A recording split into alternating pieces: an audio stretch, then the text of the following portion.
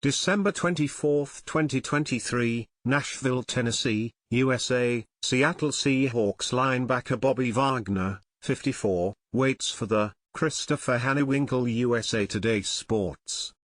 Following a disappointing split 2 years ago that resulted in a lone season with the Los Angeles Rams, Bobby Wagner made his triumphant return to the Seattle Seahawks last season with hopes of finishing his Hall of Fame career where it started.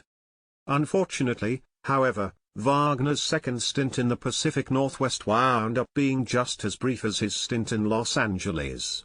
With Seattle breaking in a new coaching staff and opting not to make a viable offer to retain him, he reunited with former Seahawks defensive coordinator Dan Quinn in Washington instead, joining his third team in as many seasons.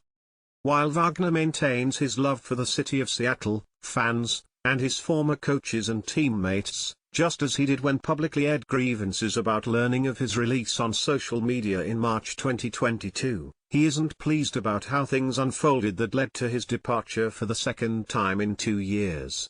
Specifically, as indicated in a recent interview with Kay Adams on the Up and Adams show, he took issue with the way the front office handled the situation.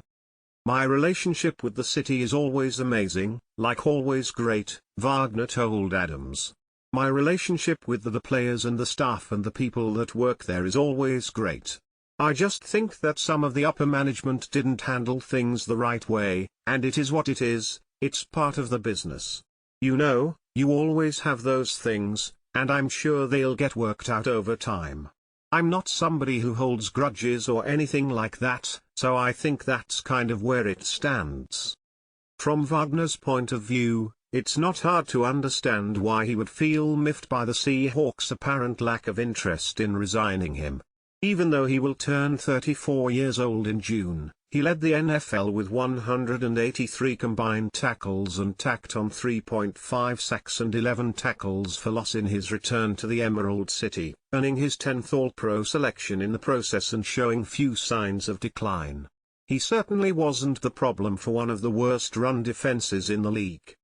After the Seahawks lost fellow starting linebacker Jordan Brooks to the Dolphins early in free agency, coming off another strong season, Wagner probably expected general manager John Schneider to come back with a better offer to solidify the middle of the defense. But when that didn't happen and Quinn and the Commanders showed more interest, rather than wait things out, he accepted the offer to take his talents to the nation's capital on a 1-year contract.